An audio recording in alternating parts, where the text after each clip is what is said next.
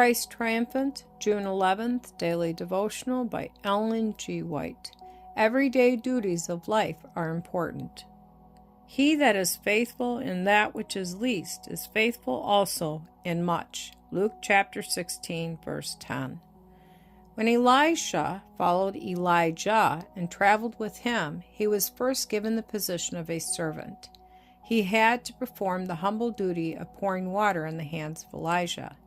Yet he kept at the humble work until the last journey. There it was to be revealed to him that Elijah was to be translated. Called as Elisha was from the 12 yoke of oxen and the plow.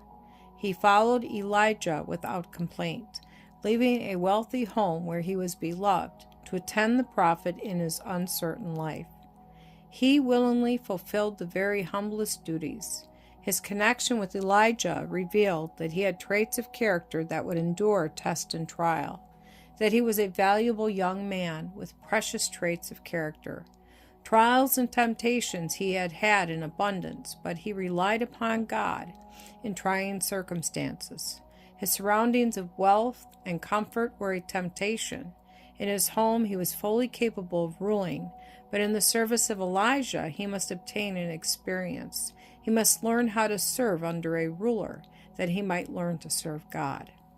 Many errors are entertained by people in their vocations. They overestimate their capabilities, and in test and trial reveal that they need a different kind of experience than they have had in order to be a laborer together with Christ.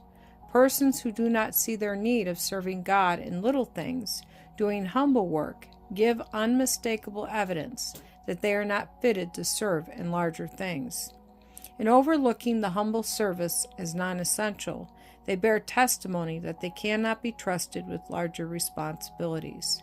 The idea that prevails in some minds, and that is difficult to change, an idea they have permitted to be unconsciously woven into their experience, is that a certain position of gentility and dignity must be maintained, or else their influence will be marred in their work of preaching. But when these learn to minister, they will know that humble, active service means to interest themselves in the duties of everyday life, to obtain the education essential to do the ordinary duties of life in any small vocation.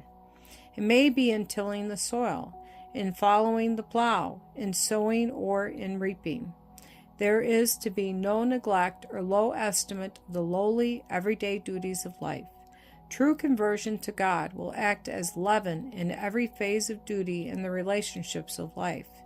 Then, if the Lord sees us faithful in that which is least, diligent and persevering in the use of our physical powers, doing with our hands that which someone must do, he will say, "Come up higher.